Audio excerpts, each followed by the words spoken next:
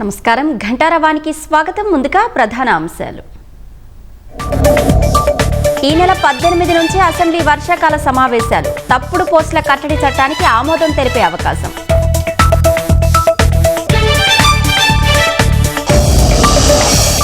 మధ్యవర్తిత్వంతో కేసులకు సత్వర పరిష్కారమన్న సీఎం. మరిన్ని మీడియేషన్ కేంద్రాలు రావాలని ఆకాంక్ష.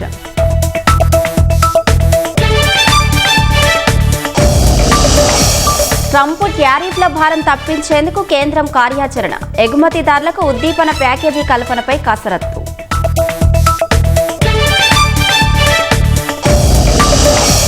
ఉక్రెయిన్లో శాంతి స్థాపన ప్రయత్నాలకు భారత్ మద్దతు. దౌత్యపరమైన మార్గాలతోనే యుద్ధం ముగుస్తుందన్న హరీష్.